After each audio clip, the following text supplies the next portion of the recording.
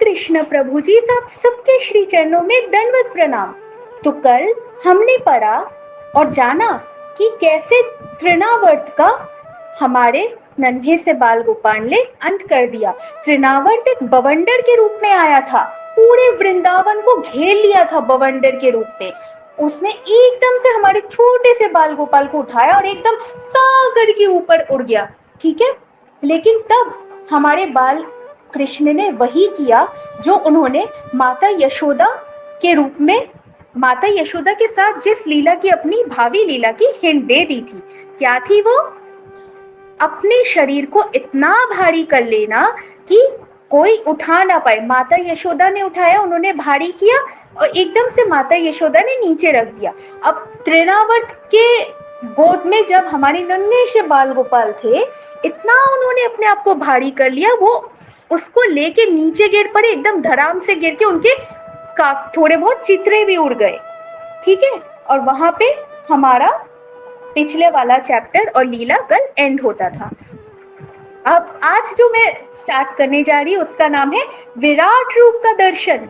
नहीं नहीं, महाभारत वाले विराट रूप का नहीं, यहाँ पे जो वृंदावन में हुआ था।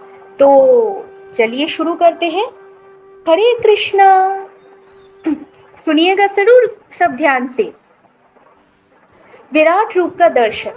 इस घटना के बाद वसुदेव ने अपने कुल पुरोहित गर्ग मुनि से कहा कि वे नंद महाराज के यहाँ जाकर ज्योतिष के अनुसार श्री कृष्ण के भविष्य की गणना करें। गर्ग मुनि महान ऋषि थे जिन्होंने अनेक तपस्याएं की थी और जो यदुवंश के पुरोहित नियुक्त हुए थे।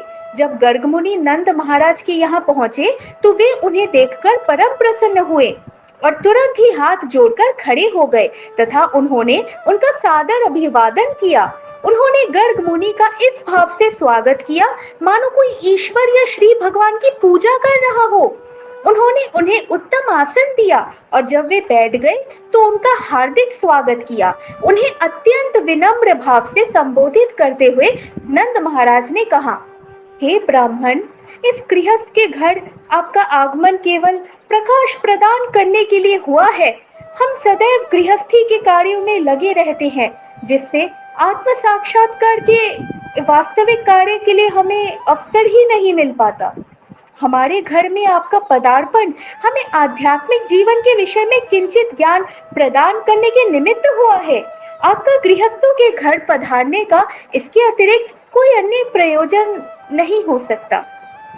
वास्तव में किसी साधु पुरुष या ब्राह्मण का ऐसे गृहस्थों के घर में जाने का कोई प्रयोजन नहीं है जो निरंतर आर्थिक क्रियाकलापों धन में व्यस्त रहते हैं। साधु पुरुषों तथा ब्राह्मणों का गृहस्थ के घर जाने का केवल उसे प्रकाश प्रदान करना होता है।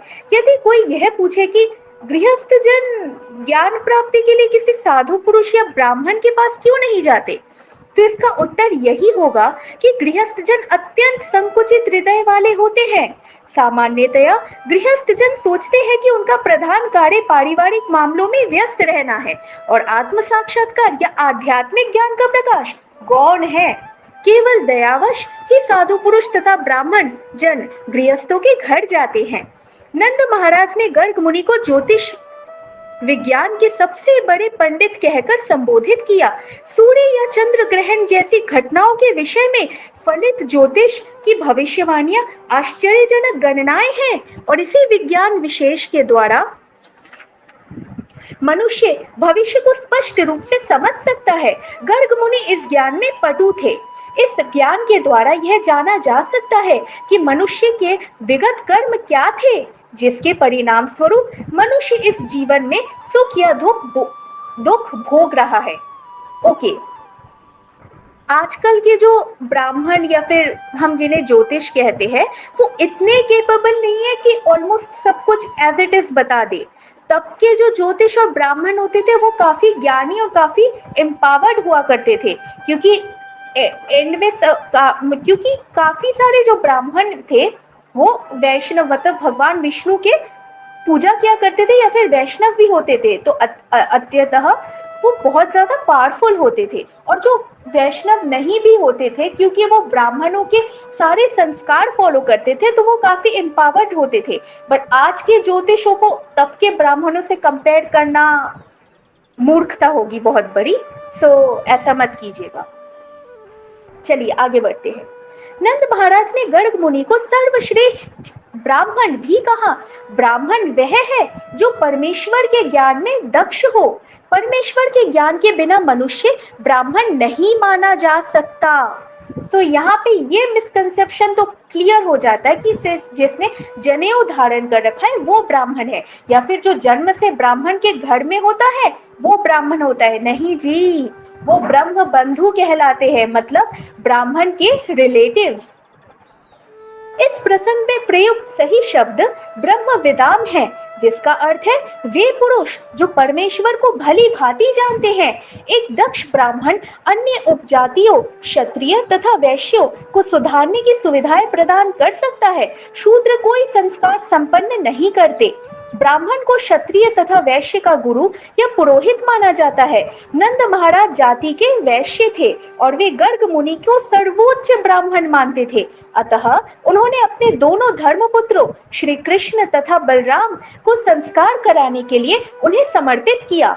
नंद महाराज ने कहा कि न केवल इन दोनों बालकों को अपितु सारे मनुष्यों को चाहिए कि जन्म के पश्चात किसी योग्य ब्राह्मण को अपना गुरु बनाएं। इस प्रार्थना पर गर्ग मुनि ने उत्तर दिया, वसुदेव ने मुझे इन बालकों का, विशेष रूप से श्री कृष्ण का संस्कार कराने के लिए भेजा है। मैं उनका कुल पुरोहित हूँ, और अगर मैं इनको संस्कार कराऊं तो संयोगवश यह लगेगा कि श्री कृष्ण देवकी के पुत्र हैं। अपनी फलित ज्योतिष गणना से गर्ग मुनि समझ गए थे कि श्री कृष्ण देवकी के पुत्र हैं, किंतु नंद इससे सर्वथा अनजान थे। परोक्ष रूप से उन्होंने यह कहा कि श्री कृष्ण तथा बलराम दोनों वसुदेव के पुत्र थे।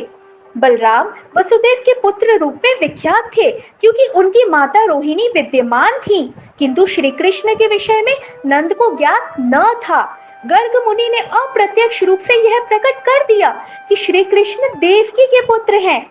उन्होंने नंद महाराज को यह भी सचेत कर दिया कि यदि वे संस्कार संपन्न कराएंगे तो पापी कंस समझ जाएगा कि श्री कृष्ण देवकी तथा वसुदेव के पुत्र हैं। ज्योतिष गणना के अनुसार देवकी को कन्या नहीं होनी चाहिए, किंतु प्रत्येक व्यक्ति यही कहता है कि देवकी की 8वीं संतान कन्या है। अच्छा, देवकी माता की 8वीं कन्या जिसे कहा जा रहा है वो कौन है?